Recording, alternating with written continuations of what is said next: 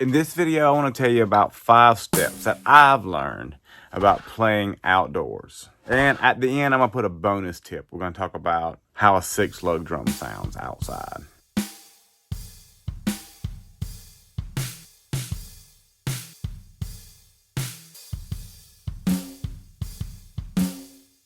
You know, and I feel like I try to do a lot of the testing in the field, you know, myself personally, to be able to kind of, because that's how she's going to find out how stuff holds up or how stuff sounds unless you test it out yourself.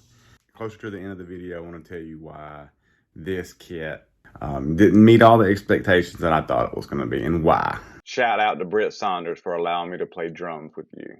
My honey, my baby, don't put my love up on no shelf. She said don't give me no lines. Keep your drums to yourself.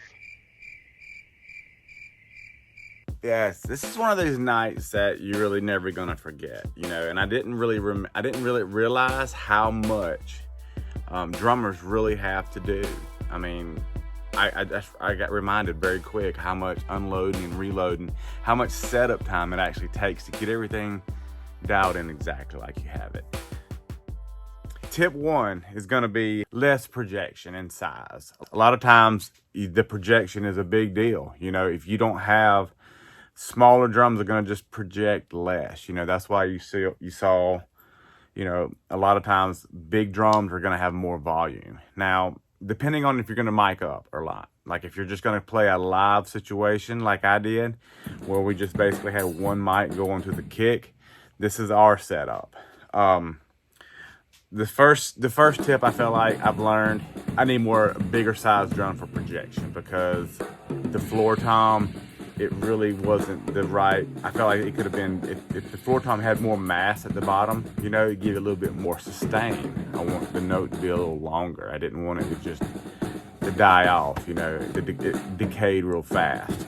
You know, and that's just, it really sounded good in the studio. It really did. That size really worked well with the mics hooked up to it. But outdoor, it really, you know, it really just, I felt like I was messing with it all night trying to get it to sound good. And it was kind of throwing the vibe off a little bit.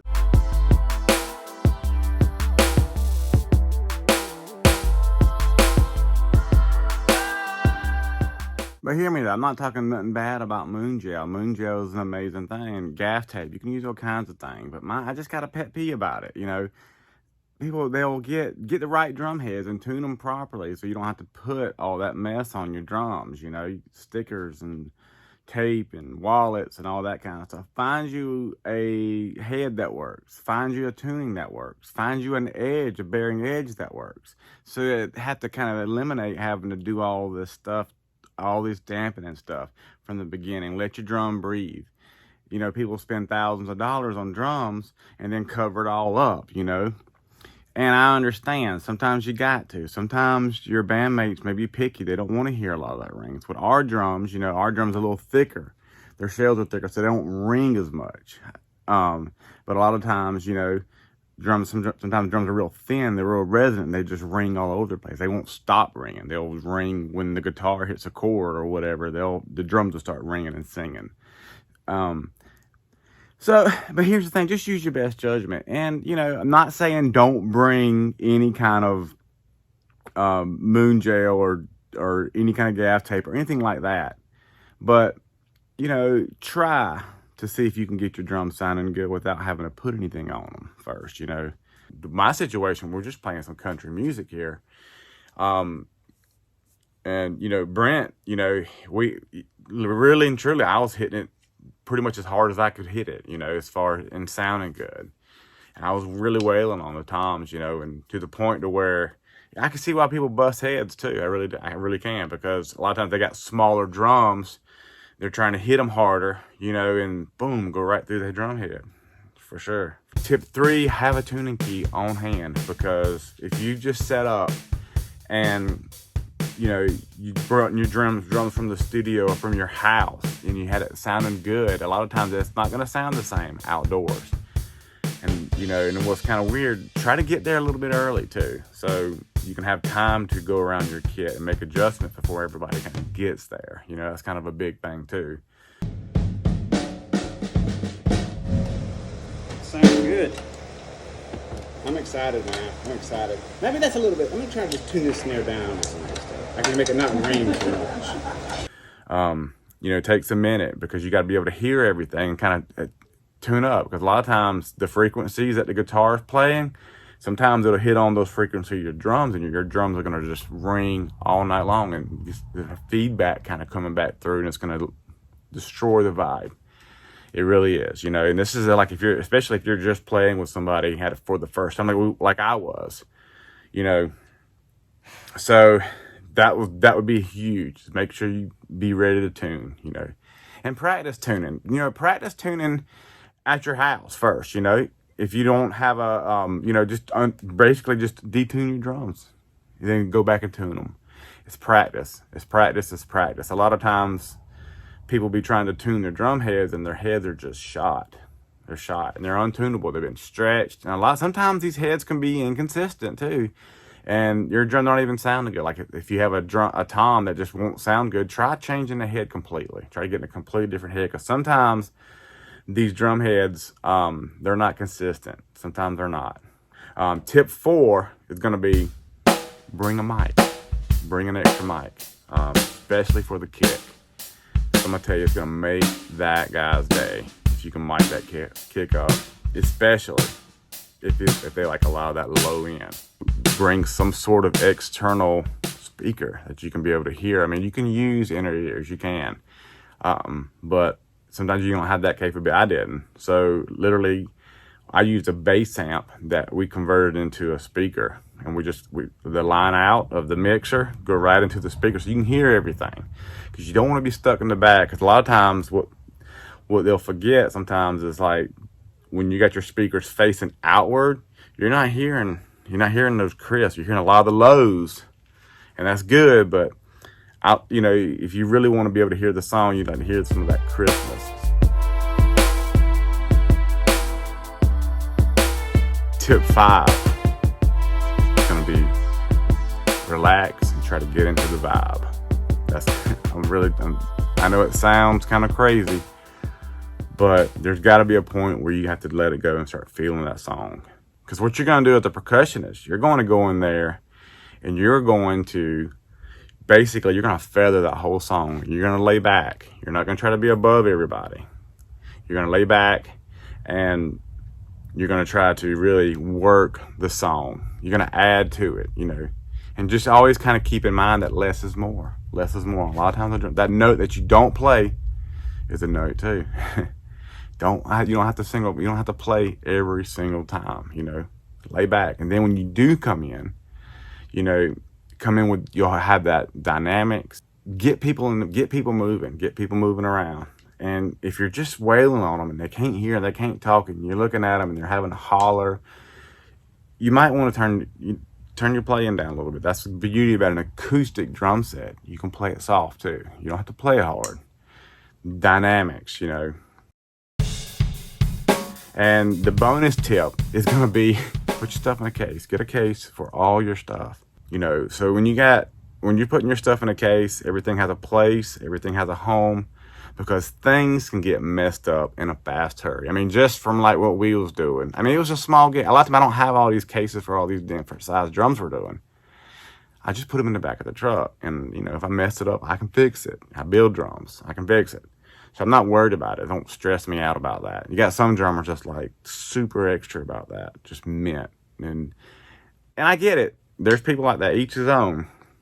But I mean, I could actually see times where the drums could easily roll out the back of the car and just get run over. I could. I mean, I was backing up to get close to unloading these drums.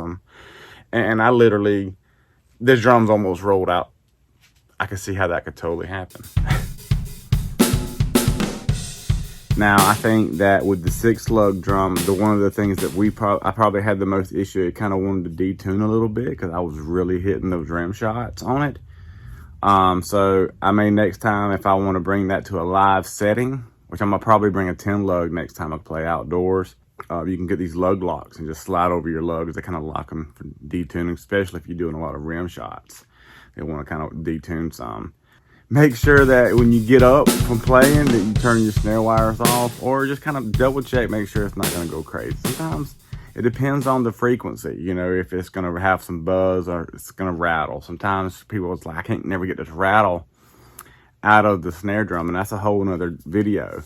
But you know, I feel like, you know, and one of the things too I felt like was very important, make sure you're setting up on a flat area. Make sure your area is flat. You don't want to try to set up on an angle, especially if you're playing outside. That was one of the issues I felt like I was having, is I couldn't get right. I felt like I was elevated.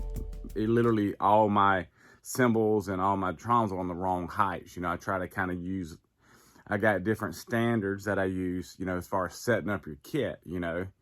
But when you just make sure that you're on a level plane, you may have to adjust it. You may have to put something in there. And he actually got this outdoor material that is just made for going like underneath, you know, goes in stalls and different things. It's real hard. It's real tough. So I was able to put that down, and make sure you bring a rug of some sort, because you don't want your kick drum sliding all over the place all night. That is huge, especially if you're going to be playing out.